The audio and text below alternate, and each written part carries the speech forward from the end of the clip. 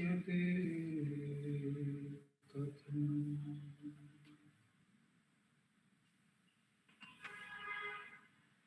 हृदयकुहरमध्ये केवलं ब्रह्ममात्रम् यहम् इति साक्षात् आत्मरूपेण भाति हृदि विषमनसा स्वं चिन्वता मज्जता पवनचलनरोधा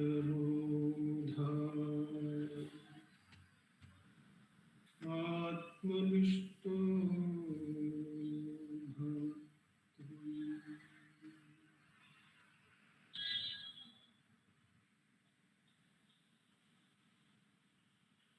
देहं मृण्मयवत् जडात्मकम् अहं बुद्धिर्न तस्यास्त्यतो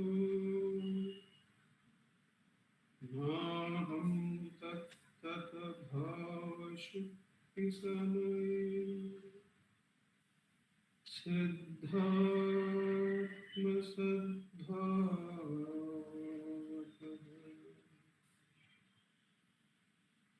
ओहं भावयुतः कुतो वरधिया दृष्टात्मनष्टात्मना सोहं स्तुतितया अरुणाचल शिवः पूर्णो विभाति स्वयम्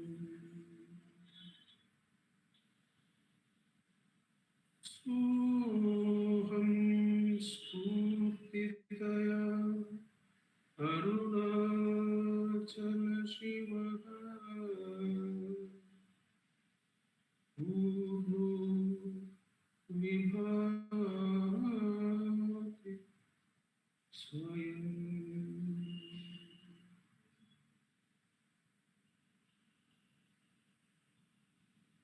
Namo Ramana. In this, the Thursday Satsangh from Ramana Maharshi Center for Learning, as usual, we will be referring to the work Guruvachaka Kovai by Muruganar Swamigal. We will be reading 2 verses. Each verse reading will be followed by a short meditation on its meaning, and that will be followed by a 10-minute Atmavicharam practice.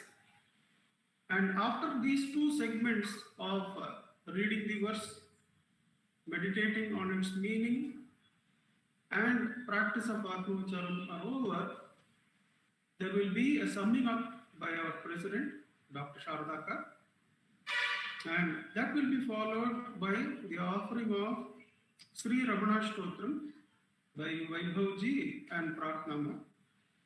We begin the evening Satsangh by reading verse number 201 from Guruvachaka Kovai. This is from the segment Investigation into Truth. The other 2 segments being meditation on the truth and experience of the truth. The verse 201 is under the sub-segment Shakti and Shiva. So it is under the main segment Investigation into Truth, which are the sub-segment is Shakti and Shivam, verses 201. The Jnana Shakti, the mind, which emerges and expands in the form of activity, cannot function at all independently of the Atma Swarupa, absolute being. This Atma Swarupa, which is mere being and which exists as the primal source for everything, is indeed the pure Shivam that resides in Chidambaram, the hall of consciousness. There is a note, the phrase the hall of consciousness has very specific connotations. It denotes the shrine in the town of Chidambaram where Shiva abides as consciousness. There is a note by Muruganan Swamigal. It has been stated that Atma Swarupa is the cause of all actions. The implication is as follows.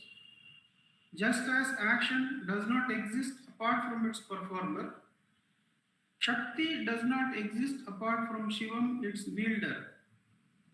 For God, who is mere being, the idea of being the doer does not really exist.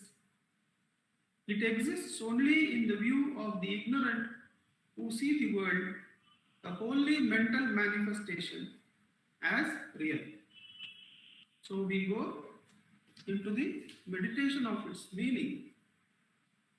The Jnana Shakti, the mind, which emerges and expands in the form of activity, cannot function at all independently of the Atma Swarupa, absolute being.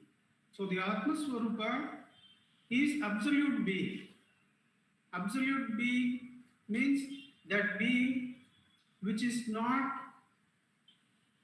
discontinuous or which does not have anything apart from it. Anything which has being has to depend on absolute being. All other beings get their existence derived from the absolute being. So the root, the Atma Shakti or the Jnana Shakti, the mind, also derives its existence from absolute being. So it emerges from absolute being and expands. So the Jnana Shakti, the mind, which emerges and expands in the form of activity, cannot function at all independently of the Atma Swarupa, the absolute being. Now in Ramanacentre Bengaluru, there is a verse which says, Adi Karana Kariyangal Arinda Chinmaya Puranam. That means the one who is aware of the original source, the original causation of everything. So Bhagavan is giving us what is the actual original cause for everything, beyond which we don't need to look for any other causation. So usually we say the power, the Shakti, to be the cause for all actions. But Bhagavan is taking us to the source of the Shakti. The source of the Shakti is the Atma Swarupa, because the Shakti having a person or a being who is employing that power is always subject to the inquiry, for whom is this power? For whom is this power of action? Then one has to observe that and absorb it into the self and abide as the self. This Atma Swarupa, which is mere being, the next sentence, this Atma Swarupa, which is mere being, the word mere being is a bit misleading from the connotation of the meaning of the word mere. It does not mean any reduction in value. Mere being it is pure being alone. There is no other quality added on to it. There is only being, Satvasthu. Now, the beauty of that is that all other beings have to draw their existence from the pure being. Therefore, the Atma Swarupa, which is mere being, it does not have any power to employ on everyone. But the first origin of power, the mind, the Jnana Shakti, it emerges from the Atma Swarupa. Only because Atma Swarupa is there as the underlying existence, the mind is able to rise. This Atma Swarupa, which is near being, which exists as the primal source of everything, since it is the source of the first movement of the Jnana Shakti, it is the source of everything, because Jnana Shakti is the source of everything else. This Atma Swarupa, which is near being and which exists as the primal source of everything, is indeed pure Shivam. So this Shakti has to end in Shivam, has to be absorbed in Shivam. Now, to Gambhiram Seshaya, Bhagavan gives this teaching in what is self-enquiry. In the very beginning of the work self-enquiry or Vichara Sangraham, the book is called as Vichara Sangraham in Tamil. It's called self-enquiry. There is a free download on the net. You can download and check. The first answer is about self-enquiry itself. And Bhagavan says, treating the body as a corpse, keeping it still, and looking to, not even uttering the word I, but looking to the source from where the I arises, one will find this Spurana of I. The Spurana's nature being unbroken and continuous, it replaces the broken up thoughts, those thoughts which are broken up. The Spurana, on the other hand, does not have a break. So hold the Spurana and be still, Bhagavan says. And the Spurana will remove all the identity with the body. I am the body feeling. And if you hold it still without asking anything from the Spurana also will quieten like the fire lit on camphor. So the Spurana is the manifestation of Atma Swarupa as Jnana Shakti. What the Sadguru does, he asks us to go to the Jnana Shakti of Spurana and not ask it anything. If we ask it, it may bestow us on that in due course. When it feels like we are ready for it, it will bestow. What Bhagavan is saying, don't ask anything from that Jnana Shakti. You hold it and be still. The primary ignorance of I am the body will be erased by the Jnana Shakti, will be erased by the Spurana. So that is the Bhakti Marga of Atma Vicharam, which Bhagavan starts with. He says, there is this Shakti which rises and shines as I. So the sadhaka is asked to seek from where I am arising, then the Shakti will raise an answer. You are rising from me. And the Guru is saying, hold that Shakti of I and be quiet. Don't ask anything from it. It will erase the identity with the body. And since there are no more identification or vasanas to burn, it will also quieten down into Shivam. It will also quieten down into the Atma Swarupa, with which you will be identified without any differentiation. That Atma Swarupa will reveal itself where that fire of Atma Shakti, the Jnana Shakti of the Spurana, also quietens down into complete peace. This is called self-realization, is how that answer ends. I am not quoting verbatim, but that is the teaching contained in that first segment. So, the Atma Swarupa is the Adhara for the Jnana Shakti, the Spurana. So even when we reach the Spurana in Atma Vicharam, in the teaching, in the Who Am I, Bhagavan doesn't mention that you will find the I. He just says, let go of the thought and hold the I. For whom is this thought? This thought is for me. Who am I? Bhagavan doesn't say the Spurana will be immediately available to you. He says continue doing that. The Guru's assurance is there. You are going to reach the truth, but continue doing. As each thought arises, let it go. Ask for whom is this thought. Hold the I.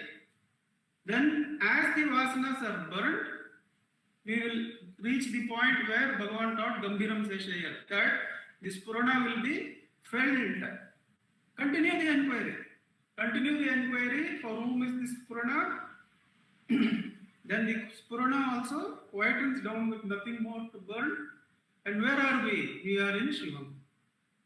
The Jnana Shakti also quietens into Shivam. This Atma Swarupa, which is near being, which exists as the primal source of everything, is indeed pure Shivam that resides in Chidambaram. Chit Ambalam is the space of consciousness. Shiva is supposed to exist there as consciousness, the hall of consciousness in Chidambaram. That consciousness is nothing but the Atma Swarupam, says Bhagavan through Muruganar Swamigal. How is that Atma Swarupam revealing itself?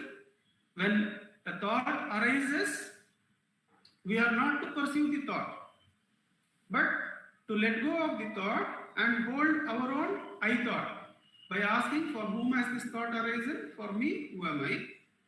With repeated practice of taking the I thought to its source, we can come to the teaching of what Bhagavan told Gambiram Seshaya, that the ego becomes as, as erased as possible, that now this Purana is now visible, is now felt. So one has to continue holding this Purana, not asking for fulfillment of any thought. Then this Purana also quietens down. This Purana is Jnana Shakti. But that Jnana Shakti also, if you continue to hold it without asking anything of the Jnana Shakti, it will quieten down and the Atma Swarupa will reveal itself as our reality. So that is why Atma Vicharam is called as Brahmastra. It will not stop till it takes us to Shivam. It will not stop till it takes us to the source of everything. So with Bhagavan's immense grace, which has given us this Brahmastra, let us practice Atma Vicharam. I am describing the practice again and again because some new listeners or viewers are there in who had phoned up. So the practice is that when a thought arises, one is not to follow the thought, but to ask, for whom is this thought? The answer will come, it is for me. Then one has to ask, who am I? The mind or the I thought returns to its source, and the thought that arose falls away. With repeated practice, Bhagavan assures, one gains the ability to abide in the source as the Atma Swarupa. Let us sit in Atma Vicharam practice for 10 minutes. Is Vaibhavji there? Yes, sir. I'm set the time. Okay. Yes.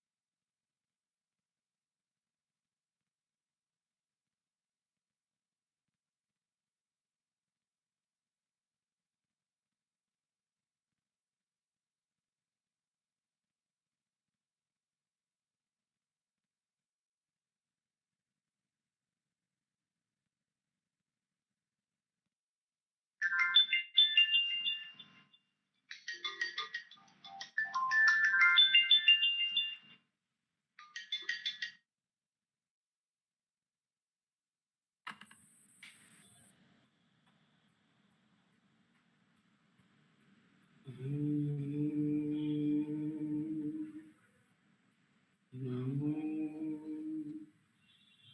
Bhagavate Shri Ramanaya.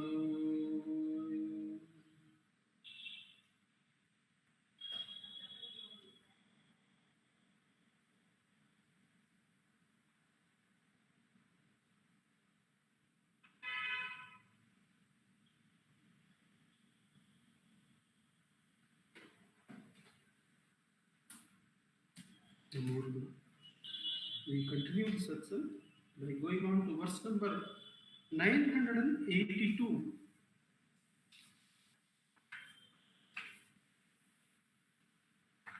This is from the segment Experience of the Truth, and the subsegment is the greatness of beingness. The greatness of beingness, 982. When through false attribution the I just appears slightly in one's own transcendental Swarupa, which is the Supreme Being, one becomes a victim of pramada, which is the slaying of the Swarupa. To such people, the self that is absolute fullness will appear to be a void. There is a note from Muruganar Swamigal. Since the I thought is the ego, when it rises up, however slightly, bondage comes into existence through I am the body idea. And then ignorance, which is that falling away from the state of the self, that is known as pramada, comes into being. Know that this in truth is the sin of Brahmahatya, the murder of Brahman. To the bound jivas who thus suffer under the spell of pramada, the state of fullness will be unknowable to them and will appear to be an empty void. So we go back to the verse. When through false attribution the I just appears slightly in one's own transcendental Swarupa. So our nature is the Atma Swarupam. This is the Brahmajnani's Upadesham.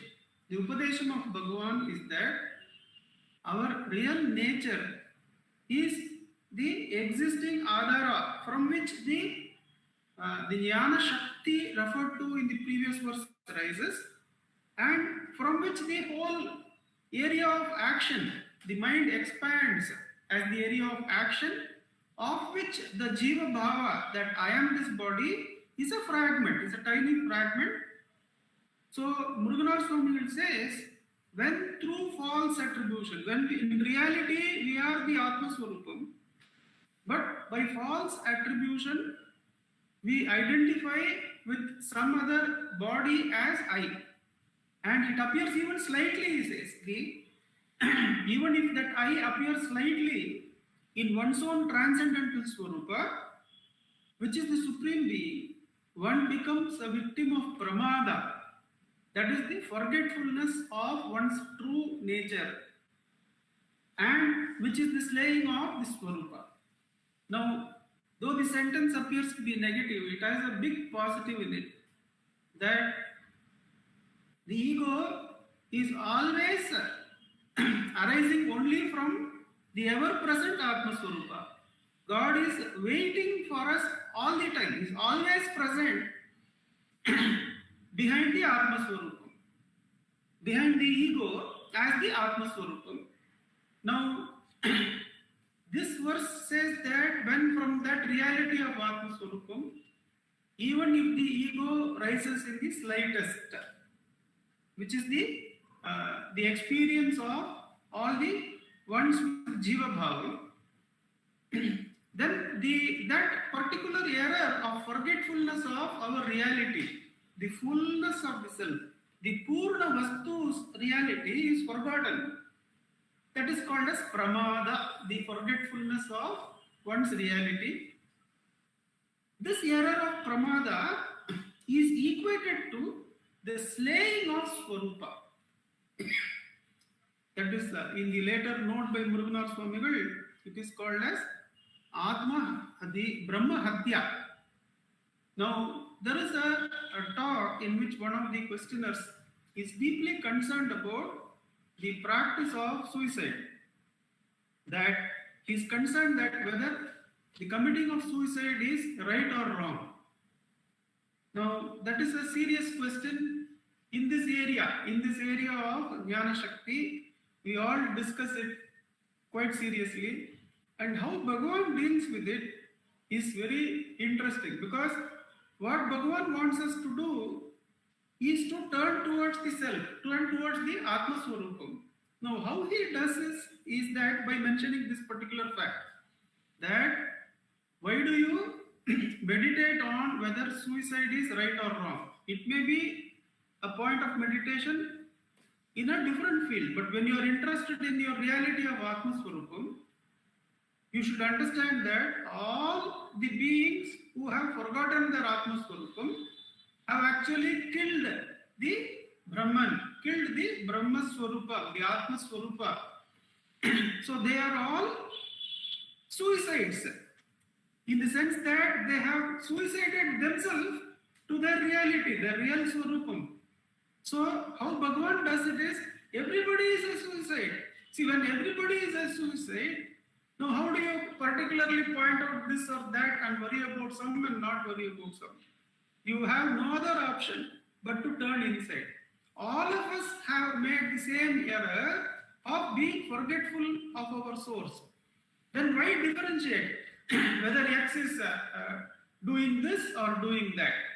That is how, when someone would ask Bhagavan about other serious social questions, very serious social questions, Bhagavan would say that that is not the area in which I am operating. That is not a question pertinent to me. There are other people who take care of that. I am here only to show what is silence, what is maunam, what is Atma Swarupam. If I start talking about those fields, then those experts will rightly condemn me, because I don't know about those fields. That is why I don't comment on those fields, Bhagavan says. I only talk about the purpose for which I have come here, that is to spread the Atma Jnana. So I will talk about silence. The other questions, there will be other people who are interested in that area. So this question about suicide, Bhagavan says that all of us are Brahmahatyas. We have killed the Swarupa. Therefore, where is the point in differentiating between one act and another? You do the right thing by asking, who am I? Is the I thought there even in the slightest? Even in the slightest is there, it is called pramadam. And what the pramada does is that the fullness of the self, the bliss that is perfect, the unconditional love, the unconditioned consciousness, that awareness which has no break, which is fullness, which is Purnavastu, we mistake it as void. We mistake it as nothing. And come to this area of this being against that being. This is greater, that is smaller, whereas that mere existence, the Atma Swarupam, is Purna Jnana, is Purna Vastu, and that will be mistaken as void, Bhagavan says. So that is the last sentence. To such people who have even the slightest trace of a little bit of the I, to such people, the self that is absolute fullness, it is the simultaneous fulfillment of all duties, all desires, all goals. The self, the Atma Swarupam, is the simultaneous fulfillment of everything. It is that ocean into which the margas of karma, bhakti, yoga and jnana, they all come and merge in the silence of Atma Swarupam. Such a fullness, we mistake it as void and go after this object or that object if we are identified with the ego. Yesterday we were sharing in another satsang from Tiruvachakam that Only when I identify myself as being separate from Shivam do I say something, that word is also separate from Shivam. Some happiness, some awareness, some knowledge is present in the world, arises only with pramada. When this pramada is erased and absorbed in the Atma Swarupam, the feeling that there is a world apart from Shivam also vanishes simultaneously, and only the Purna Vastu, the Purna Anubhava, the Purna Jnana, the fullness of bliss of Atma Swarupam is felt directly, as no other is present in that bliss. If the little bit of I arises for a particular body, then this whole area of bliss vanishes and it becomes a void for us. That's why Bhagavan is saying, erase the ego without the slightest trace. Even if a thought arises a little bit with vairagyam, crush it there itself. For whom is this thought? For me. Who am I? And take the ego to the Atma Swarupam. With the repeated visiting of Atma Swarupam, Bhagavan says, one gains the ability to abide as Shivam, to be not separate from Shivam, where one realizes that there is nothing apart from the Purna Vastu, the Atma Swarupam, the Shivam. Till such realization of Shivam, the Atma Swarupam, is, is natural to us, is sahajam, is like the very act of breathing, the resting in Shivam is so sahajam.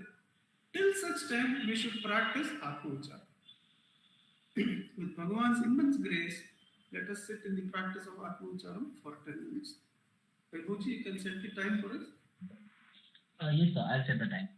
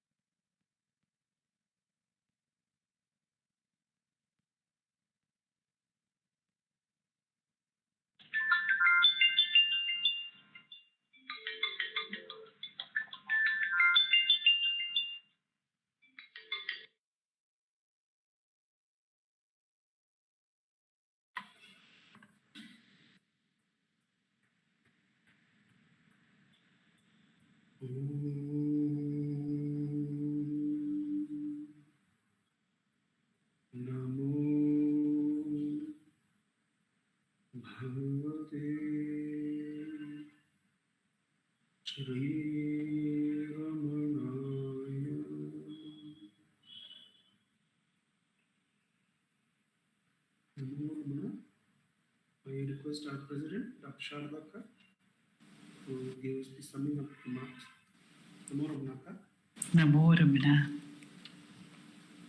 Prostrations to Ramana, shining as the self in all beings. This verse, which Bhagavan has given us from Guru Vachaka Kovai, it is illustrated by one of the legends connected with Arunachala of Parvati Devi in sport, closing the eyes of Shiva from behind. That is the moment of the rise, because in that Leela it is said that Shiva tells her, my eyes are the sun and the moon.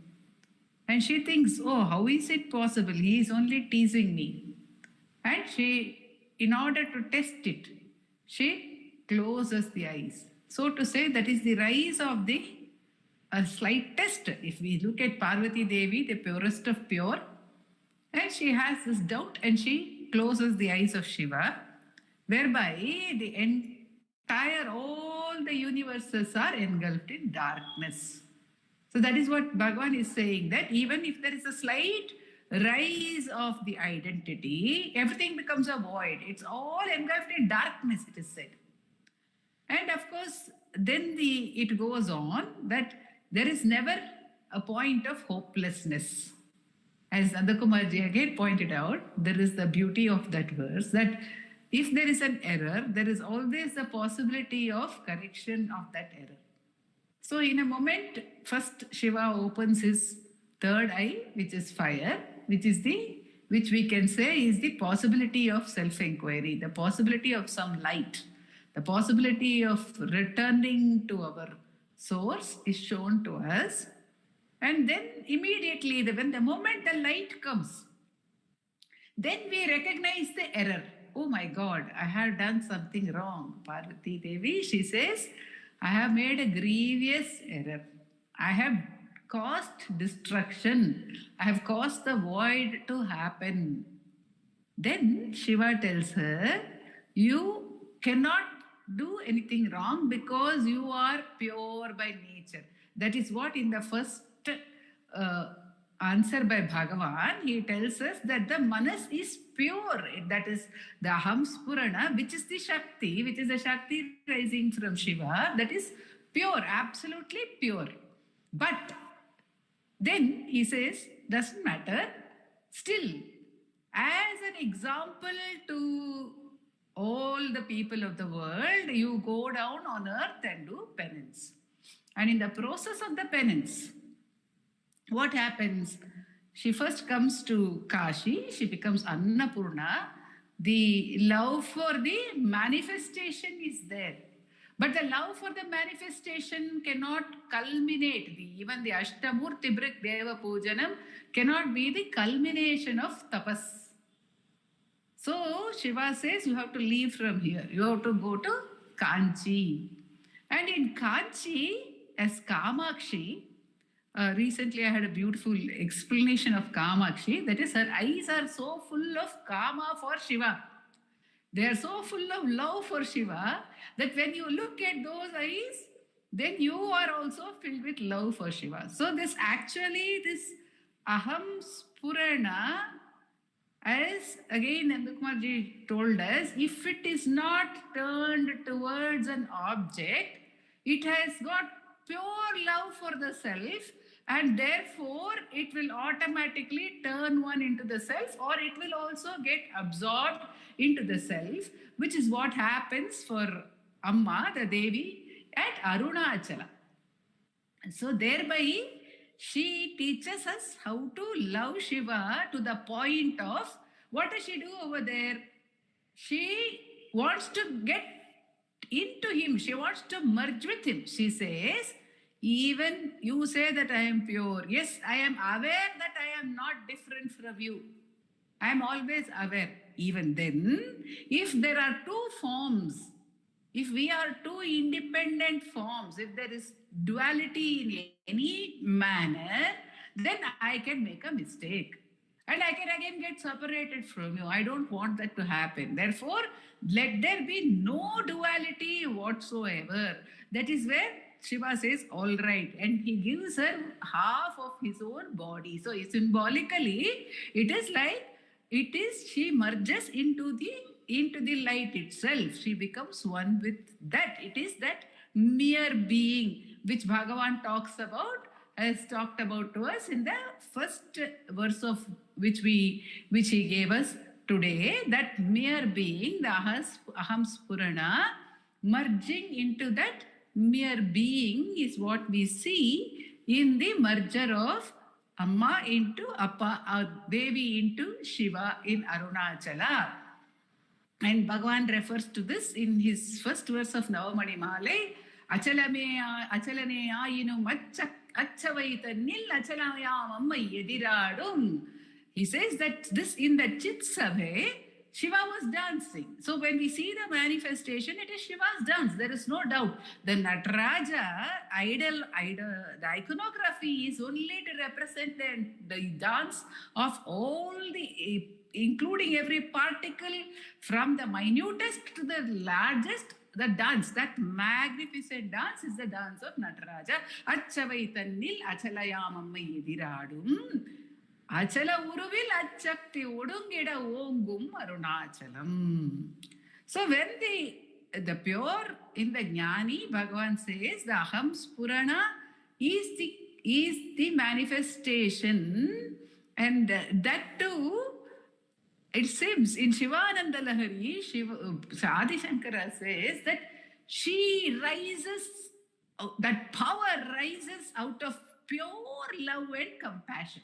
So if the aham spurana, which is the contact for the Jivan Mukta with the world in some mysterious, inexplicable manner, and it need not be explained, but it is there, we can see that it is only that compassion.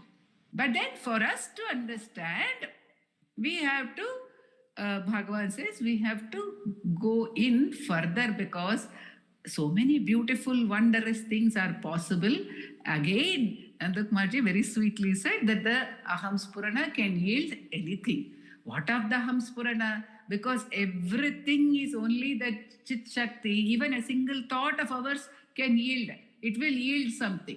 So the aham spurana will obviously be able to give manifold gifts to us, but without getting caught in anything, and not even getting caught in the just mere watching of anything of the duality, says Bhagavan.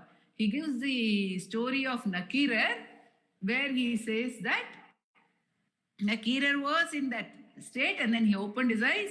He saw one leaf fall from the tree above him into the river in front of him, and then that leaf became a fish, it became a bird, something happened.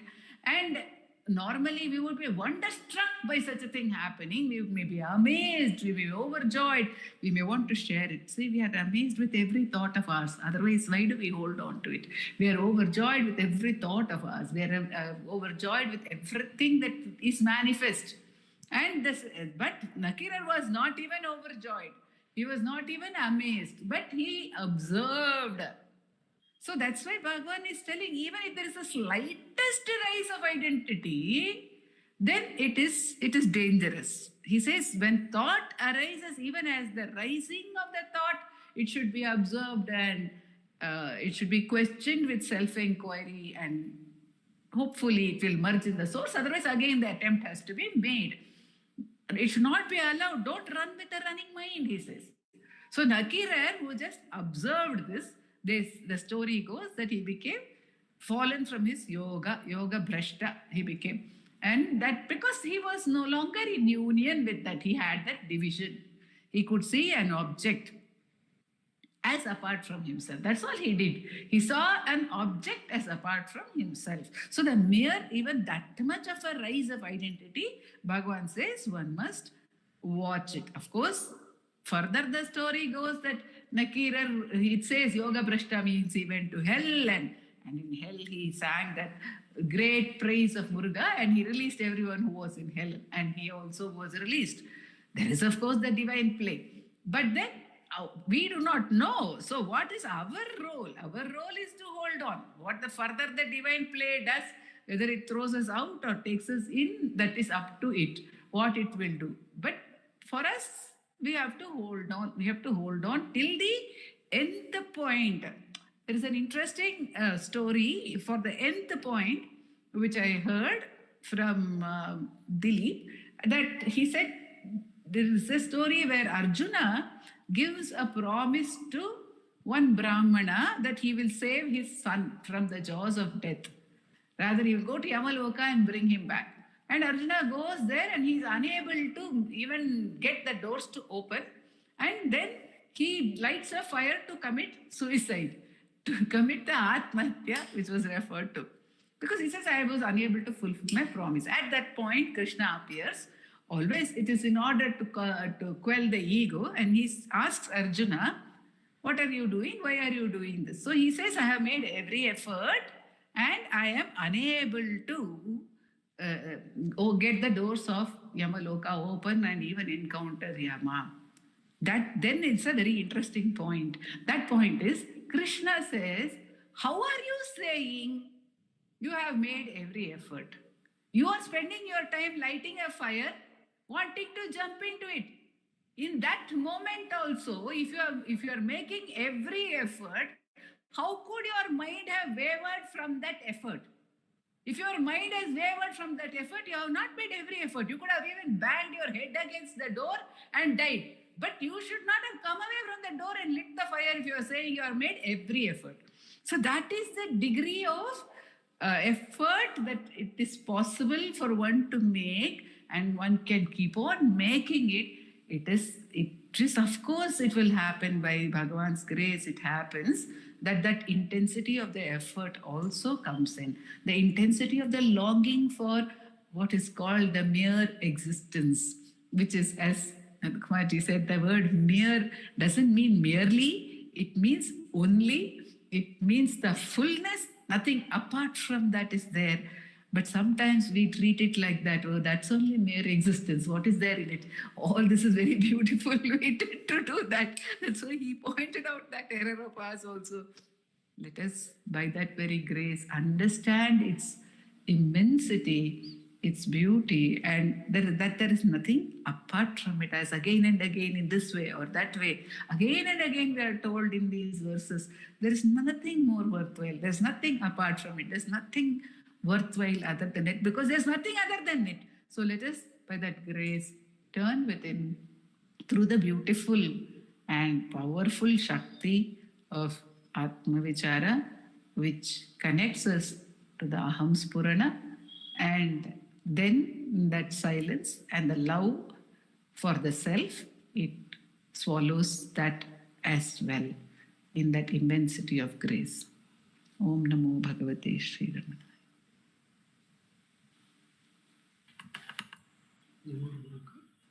Namo Ramana Vaibhavji and partner, we can start the chanting. Yes, sir.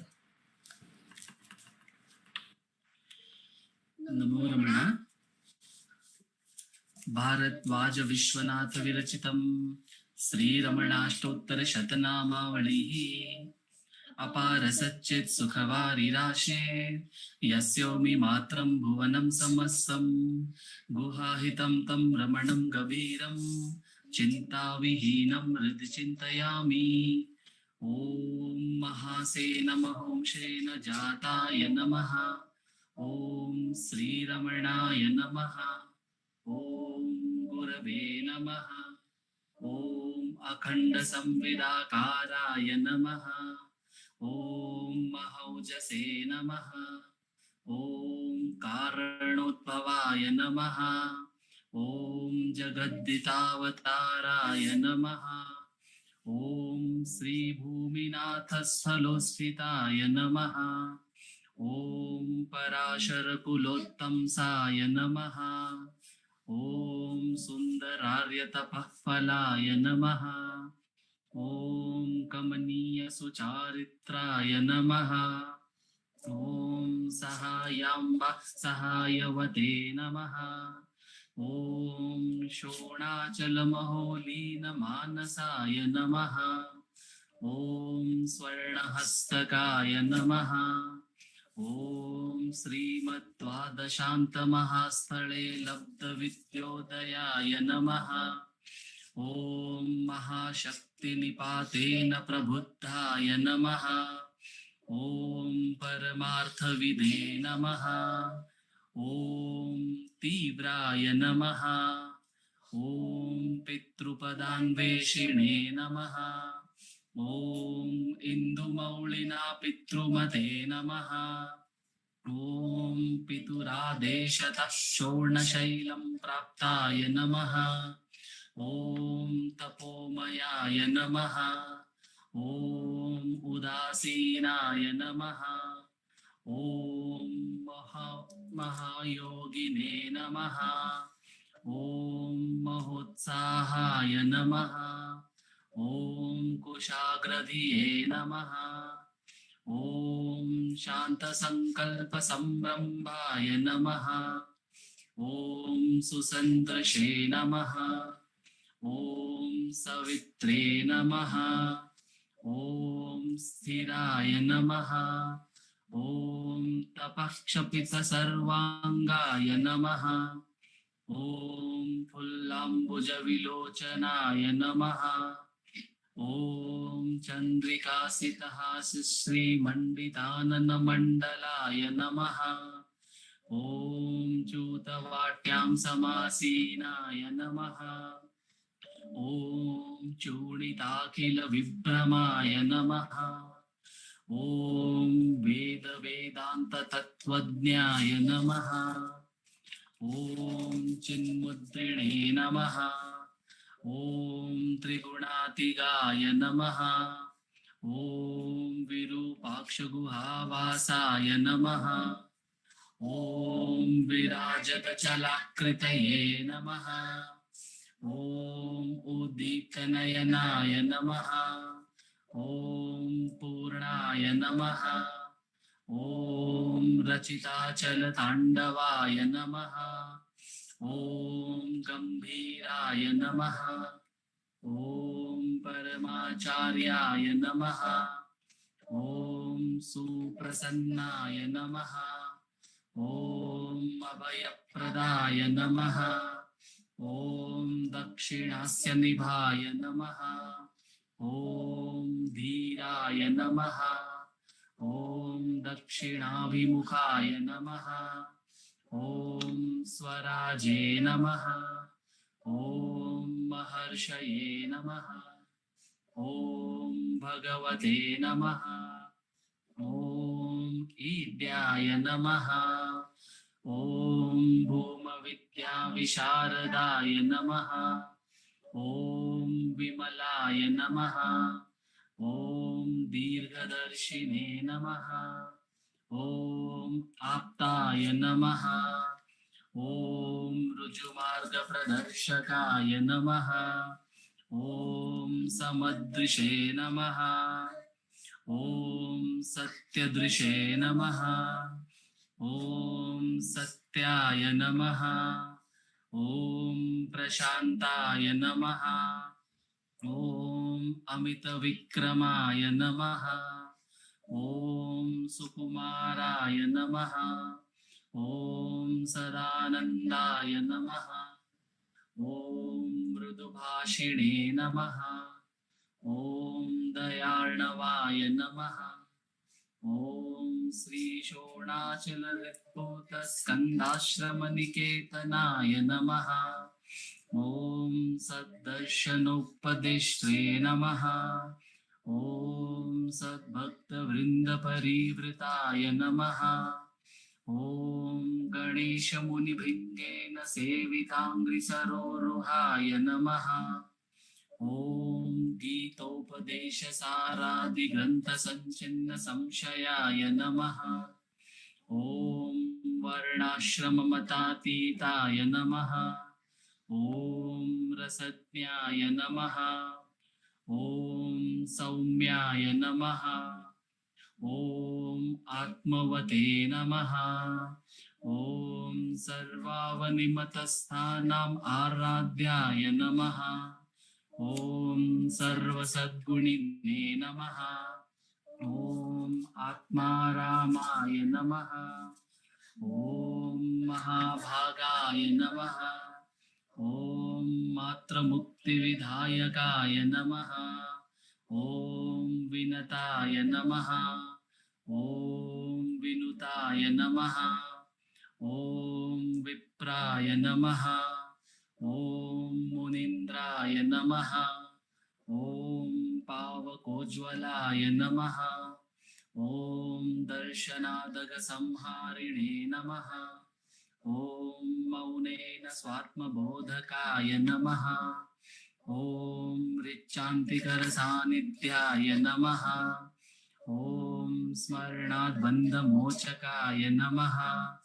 ॐ अन्तस्तिमिरचण्डांशवे नमः। ॐ संसारार्णवतारकाय नमः। ॐ शोणादृशस्तुतिद्रष्टे नमः।